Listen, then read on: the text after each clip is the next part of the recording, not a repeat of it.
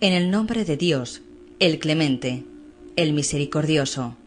Así empieza el Corán, texto que contiene lo que según el Islam es la última revelación dirigida por Dios, en árabe Alá, el único Dios, a la humanidad, a través de un profeta llamado Muhammad o Mahoma. La doctrina islámica se originó en la Hiyaz, la región noroccidental de la península arábiga, y en particular en la Meca y Yathrib, posteriormente conocida como Medina. En esta última, a comienzos del siglo VII, un mercader de 40 años de edad, Muhammad, recibió varias revelaciones de Dios entre los años 610 y 632 con el encargo de predicarlas a la humanidad.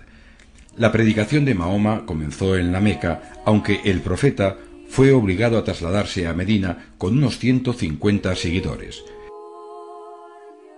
La huida en el año 622, conocida como la Égira, marca el inicio del calendario islámico. En Medina, Mahoma siguió predicando y ganando adeptos a su doctrina.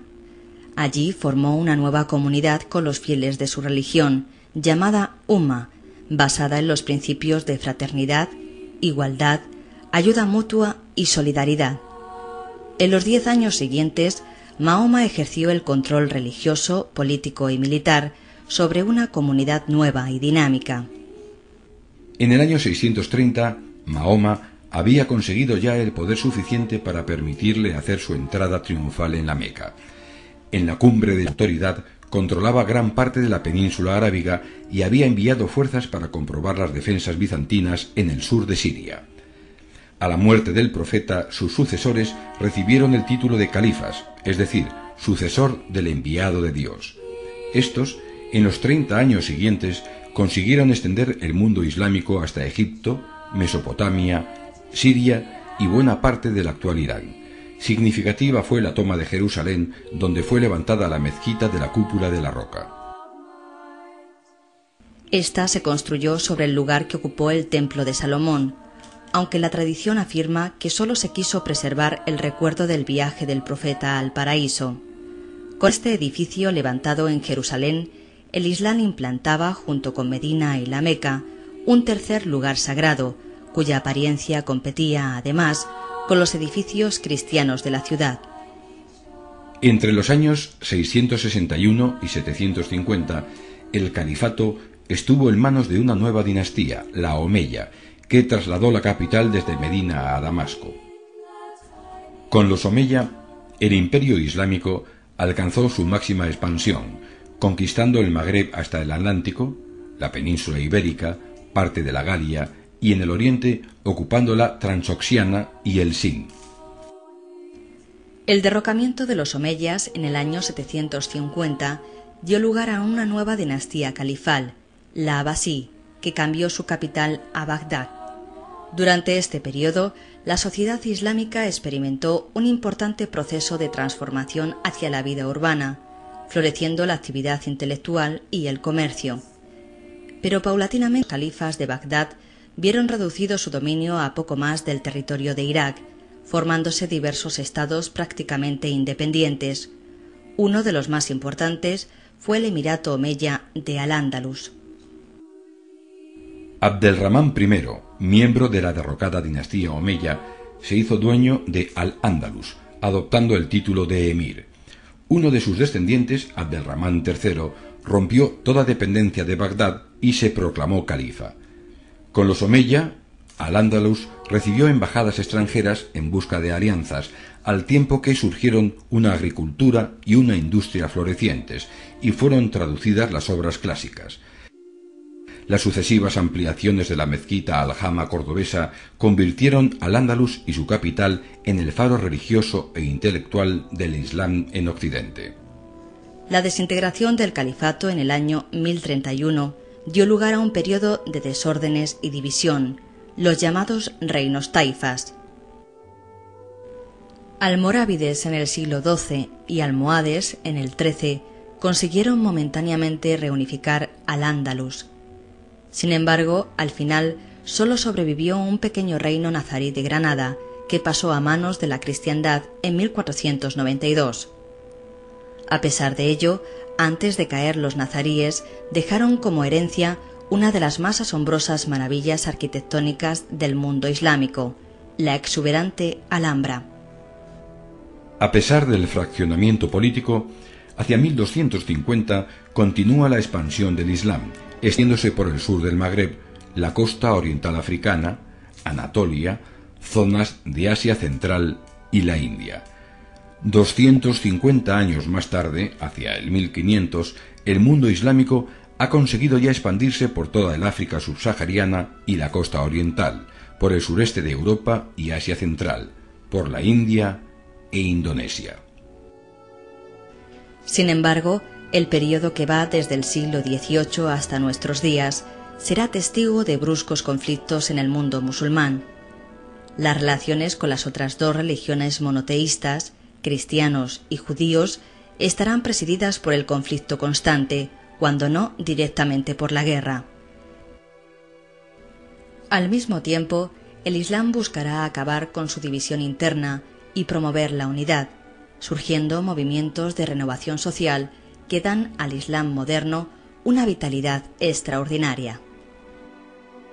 Actualmente, los musulmanes suman más de 1.000 millones en todo el mundo, siendo mayoría en más de 50 países y estando especialmente asentados en el norte de África, Próximo y Medio Oriente y sudeste de Asia.